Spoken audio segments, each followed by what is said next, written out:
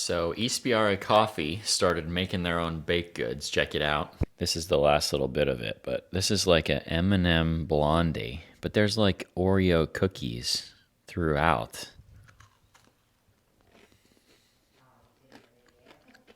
Amazing.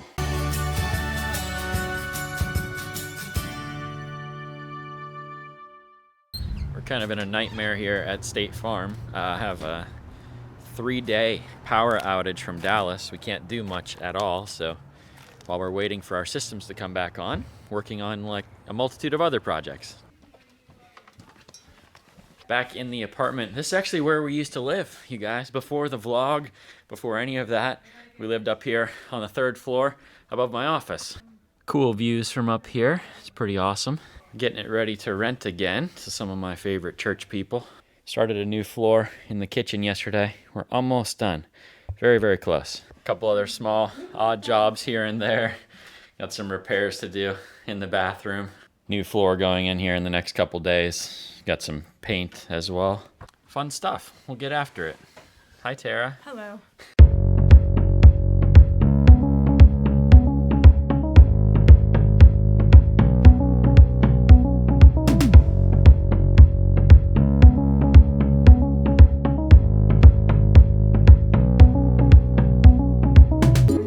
Okay, there it is. Looks pretty great. I'm impressed with the Home Depot flooring. It's might be this new standard for apartments for me. Got the cabinet rehung as well, and a couple other odd jobs. Like I said, this is where we lived when we first moved here. So like, I don't know, let me give you a little tour. Nice big bedrooms, nice boiler heating system, huge commercial windows, and the ceilings are like 10 feet in here. The living room, dining room was always my favorite place. You can see it's like really nice big rooms, so much natural light in here. Living here in this building is probably part of the reason why I fell so much in love with this place. It was a great start to our time in Kittanning. So then why did we ever move? You know, that's the question. This is why. Trips to the grocery store were quite the ordeal. Once we had 3 children, climbing up 44 steps with all of your groceries and everything, and 3 kids in tow. None of them at that point were really very good at walking up or down the stairs. And then my wife said, I think we need to maybe start looking for a house. And so look for a house we did. We found an awesome place, and now we live in the country. Next phase of my day, have local pastor, Mr. Jeremy Andrews. How are you, sir? Doing great. And we got a little podcast here, I see. Absolutely. So tell me a little bit, what's your podcast all about? So my podcast is called Holy Awkward Silence. It's a podcast that's geared towards helping people to think about how we partner with God to grow in our faith. And so I talk a lot about things that help us practically in growing our faith. Right now I'm doing a series on tips for praying, increasing our prayer life and taking seriously Paul's prescription for us to pray without ceasing. Nice. So I spend a lot of time just talking about how faith is formed in us and how to practically live that out. I love it. Okay. And I get to be the guest today, which I'm very honored to do. And I'll post a link to your podcast in the description. So if you guys want to check that out, you can go listen to the episode we're going to record right this second. It should already be up by the time you're watching this. And then you can check out all the past stuff. I'm sure there's lots of nuggets on there just from that little teaser. So appreciate it, my friend. Sure thing. I'm happy to get into this. Yeah, me too. Welcome back to the Holy Awkward Silence podcast, where I have Andrew Ladasaw hanging out with me today. How are you doing, Andrew? I'm very good, sir. Great. It's awesome for you to be here. I'm excited to have a conversation with you about your heart for Kittanning and some of the projects that you have going on. But what I would like to do is give you some space to talk a little bit about your journey to Kittanning and why you love this place so much. So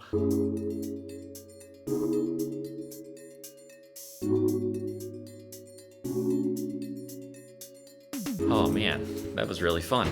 Normally I'm on the other side of that conversation, so really enjoyed that. I knew about Jeremy's podcast for a while now. I've only got to listen to, I think, one episode. It was a while back, but just a super nice guy. And they have a good church up there too, Free Methodist Church. So if you're ever looking for a place up in West Kittanning, would highly suggest Jeremy. Also, just got it right before the podcast. Got some exciting news. Hopefully in the next video or two, you're going to see a really cool announcement, one I've been waiting to do for quite some time. So got something to look forward to there. And one other thing I want to talk about. So it's actually a few days later. I was going to talk about this, last week, but then I got right after I was making the video. Hey, how are you? Hi.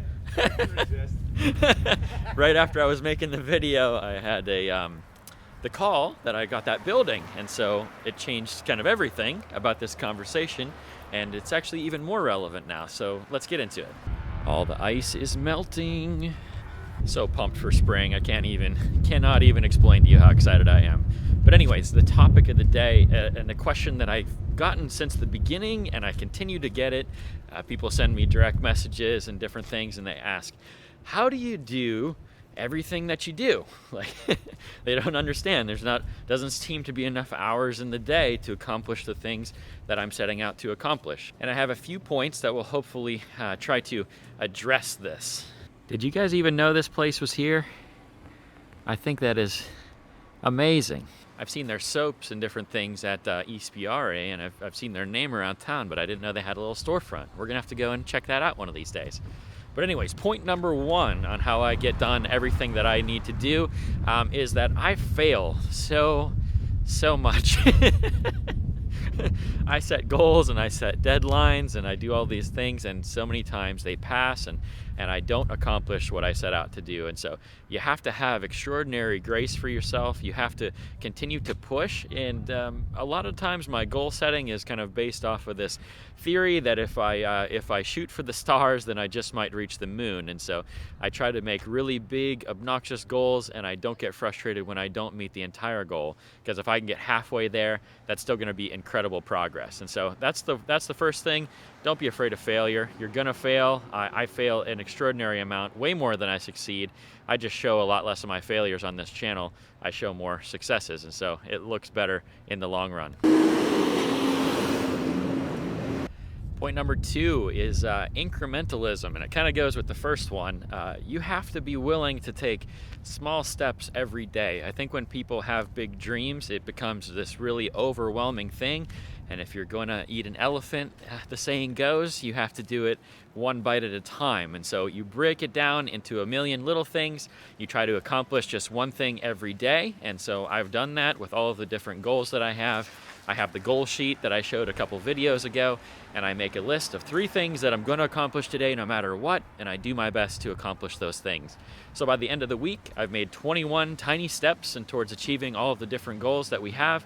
And if we can continue to do that week over week, I don't know what 21 times 52 is, but it's a large number. And by the end of the year, you've made a couple thousand steps, and you've probably accomplished most of what you set out to do, as long as you can continue to make little progress each and every day.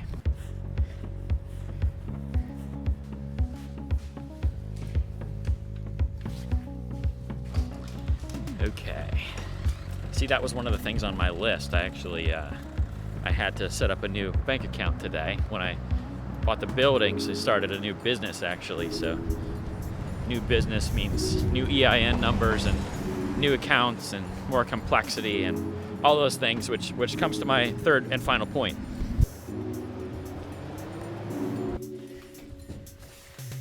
One of the main people helping me here that you haven't seen on the channel yet, Miss Erin. Erin's been helping with the church stuff. Now she's helping with this new building project, and integral part of the team. Thank you. Welcome. Now, Erin's just one of many. Obviously, I have some great employees here at State Farm. We have a whole church full of awesome volunteers that are willing to help with just about anything that you put them to. And then on top of that, we now have in departments, I have great people that are willing to work on the departments and willing to help me work on the other ones. And so, man, we're just putting together a really great team to continue the transformation in our community. So that's how I do all that I do.